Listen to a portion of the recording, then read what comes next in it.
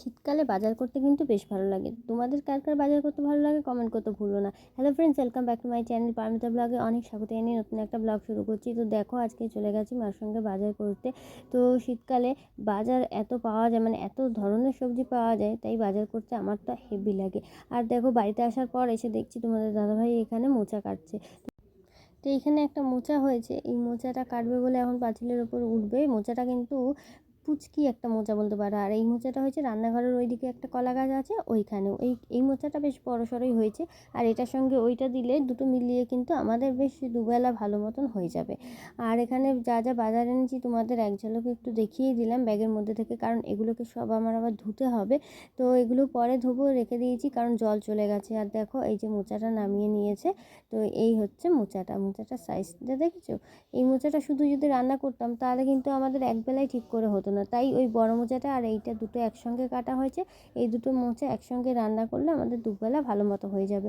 আমরা রাতে রুটি খাই, রুটি দিয়েও কিন্তু মোচা দিয়ে খেতে বেশ ভালো লাগে। তোমরা কেউ খেয়েছো কি না জানি না, তবে আমরা কিন্তু প্রায়শই তাই খেয়ে থাকি। ভাতের সাথেও খাই, আবার রুটির সাথেও খাই। তো এই হচ্ছে ব্যাপার। মোচাটা দেখো কেমন ফুলের মতন লাগছে। দেখো, জিমে খোঁড়ার কাজ কমপ্লিট হয়ে গেছে। কতটা গর্ত করেছে দেখো, এখান থেকে এতটা নিচু, বুঝতে পেরেছো? এই দিকটা খোঁড়া হয়ে গেছে, লাইটটা বন্ধ আছে, অন্ধকার অন্ধকার লাগছে এই জন্য। আর এইখানটা খানিকটা জায়গা, এখানে মাঝখানে একটু বাদ গেছে, আবার এই দিক থেকে এতটা এরিয়া, এই যে পুরো এতটা। আর এই দিকটাতে অনেকটা, পুরো ওই মেশিন পর্যন্ত দেখো, পুরো এতটা প্লাস্টার হবে। আর এখানে যে সিমেন্ট, আজকে আর এক বস্তা সিমেন্ট দিয়ে গেছে। আর এই দুটো তো আগেই ছিল। আর আজকে স্টোন চিপ দিয়েছে, বড় স্টোন চিপ। আর দেখো, এখানটায় রাবিশগুলো ফেলেছে সব, এই যে সব রাবিশগুলো এখানটা ফেলেছে। জিমের সামনেতে এই জায়গাটা বেশ উঁচু হয়ে গেছে, এখানে জল জমে।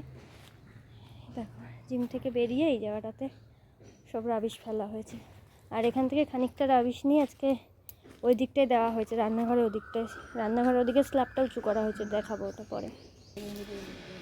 দেখো ওই স্ল্যাবটা কতটা উঁচু করা হয়েছে, এখান থেকেই দেখো হাইটটা এতটা উঁচু করে দেওয়া হয়েছে একদম। আচ্ছা, আর সাইড থেকে এরকমভাবে রাবিশ দেওয়া হয়েছে, অনেকটা উঁচু। দেখো রান্নাঘরের স্ল্যাবটা দেখো কতখানি উঁচু করে দেওয়া হয়েছে, এই যে। আর চারিপাশ থেকে ভাবে রাবিশ আর মাটি দিয়ে দিয়েছে, তলায় মাটি দিয়ে উঁচু করে দিয়েছে, রাবিশ দিয়ে মাটি দিয়ে উঁচু করে দিয়েছে। আর এইখান থেকেও যাওয়ার পথটা, এই যে এই জায়গাটা পুরোটা রাবিশ দিয়েছে এতখানি। তো এরকমভাবে এই যে মাঝখানটা একটু বাদ গেছে, দেখি এই জায়গাটাতে আবার কিছু দিতে হবে, এখানটা ফাঁকা রয়ে গেছে।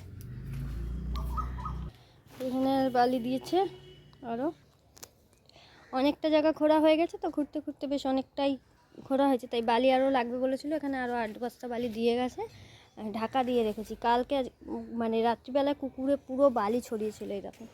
সকালবেলায় উঠে দেখছি বাড়ির মাঝখানটা একদম পুরো গর্ত করা, একদম ছড়িয়ে দিয়েছে, পুরো সব জায়গা বালি ছড়িয়ে দিয়েছে। এই যে এগুলো তুলে তুলে আবার এক জায়গায় করেছি, আবার বাকি বালি দেওয়ার পরে ঢাকা দিয়ে রেখে দিয়েছি।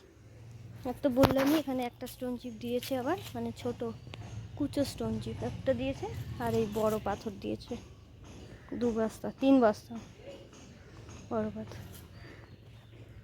Good evening friends. তো দেখো, আমি এখন চা বানাচ্ছি দাদার জন্য, কারণ দাদা কাজে চলে এসছে। তো তোমরা জানোই যে দাদা কদিন ধরে আর কি রাত্রিবেলা করেই কাজ করে, দিনের বেলায় কাজ করে না। তো সেই জন্য দাদার জন্য চা বানিয়ে দিলাম আর বিস্কুট দিয়ে দিলাম। তো তোমাদের দাদাভাই এখন চাটা দিতে গেল। আর এইখানে দেখো মশলা মাখবে বলে পুরো একদম এতটা জায়গা জুড়ে মশলা মাখছে, কারণ অনেকটা জায়গা আজকে মেঝে করবে। তো সেই জন্য একবারে অনেকটা মশলা মেখে নিচ্ছে। তো এখানে চাটা দিয়ে আসছে, তারপর আমি ঘরে চলে গেছি, কারণ আমার রুটি বানাতে হবে, দাদাকে খেতেও দিতে হবে, আমাদেরও খেতে হবে। তো এখানে দেখো ফুলকপি আলু দিয়ে তরকারি করা হয়েছে, সঙ্গে দিয়েছি রুটি আর একটা কাঁচা লঙ্কা। তো এইটা হচ্ছে দাদার জন্য, আর আমরাও এখন একবারে খেয়ে নেব। তারপর তোমাদের একটু কাজটা দেখিয়ে দেবো, জিমের কাজটা। এই যে দেখো, এখানে জিমের মেঝেটা কিন্তু অনেকটা জায়গা হয়ে গেছে, মানে ওই সাইডে যে যতটা খুঁড়েছিল ততটা কিন্তু হয়ে গেছে। আর এই সামনে গেটের সামনে যে রুটি, এই সামনের দিকটা আর কি বাকি রয়েছে, ওটা আবার পরের দিন করা হবে, পরের দিন তোমাদের সঙ্গে শেয়ার করব। এই হচ্ছে আজকে জিমের কাজ। আর আমি এখন রেডি হয়েছি কেন বলো তো? কোথাও যাচ্ছি না, না কোথাও যাব না, আমি এখন জুয়েলারি লাইভ করব, তো সেই জন্যই রেডি হয়েছি। আর সমস্ত কিছু ছড়িয়ে নিয়েছি বিছানার মধ্যে, দেখাচ্ছি।